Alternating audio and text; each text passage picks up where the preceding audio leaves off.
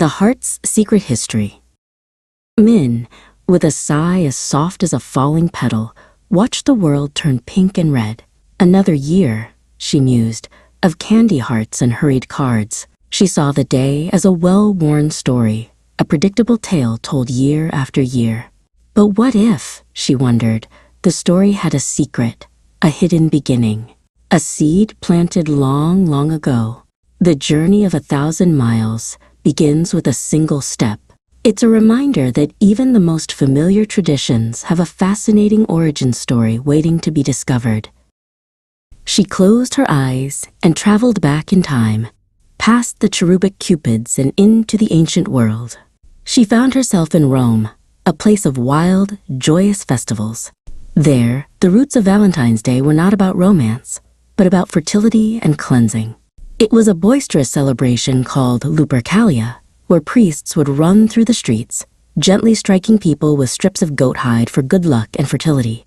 It was a reminder that love, in its earliest form, was a force of nature, untamed and deeply human. All great change begins at the end of your comfort zone. The scene shifted, and a new story unfolded, one of quiet courage. She saw a gentle priest, Saint Valentine, who defied Emperor Claudius II's decree to secretly marry young lovers.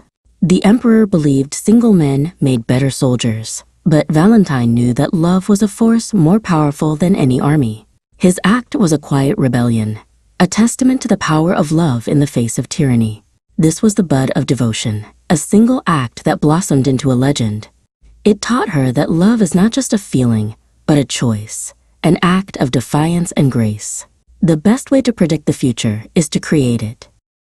From the quiet room, the story grew outwards, carried on the wings of doves and the ink of poets.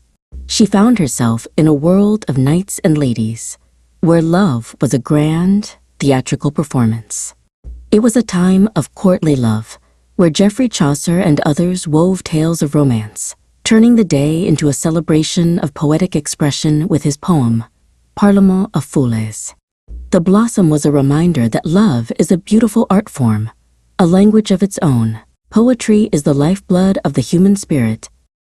The story sped forward, past the quill and parchment, into a time of lace and intricate paper. The Victorians, with their love of sentimentality, turned the day into a grand exchange of, quote, Valentines.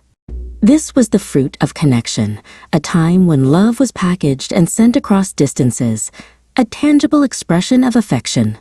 It taught her that love, no matter how grand or small, is meant to be shared. A card is a hug you can hold in your hand. And a fun fact, the first mass-produced cards were often called penny dreadfuls for their witty, sometimes sarcastic verses. The journey brought her back to the present, but with a new perspective. She saw the day not just as a celebration of romantic love, but as a harvest of all kinds of love. The love for a friend who listens, the love for a family that supports, and most importantly, the love for oneself. The harvest was a reminder that the most important relationship you have is with yourself. You yourself, as much as anybody in the entire universe, deserve your love and affection. After all, the feeling of love is a chemical reaction, a flood of oxytocin that's just as powerful when you're simply enjoying your own company. As the day drew to a close, a quiet winter of reflection settled in. She thought of loves that had come and gone, of lessons learned and hearts mended.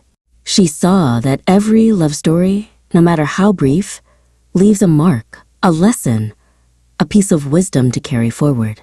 The winter was not about sadness, but about gratitude for the journey, a positive retrospective on how each connection, no matter how fleeting, shaped who she is today.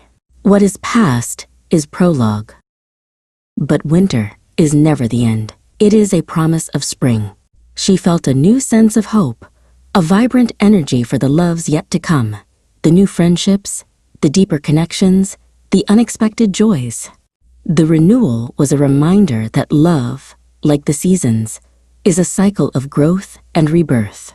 It's a chance to plant new seeds of kindness and connection, knowing they will blossom in their own time. The future belongs to those who believe in the beauty of their dreams. And so, the story came full circle. Min no longer saw the day as a tired tradition, but as a living, breathing tapestry woven from history, poetry, and personal experience. It was a day to celebrate all forms of love, from the ancient and wild to the modern and quiet.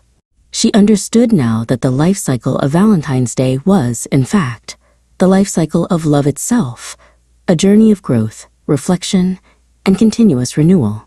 Love is a canvas furnished by nature and embroidered by imagination.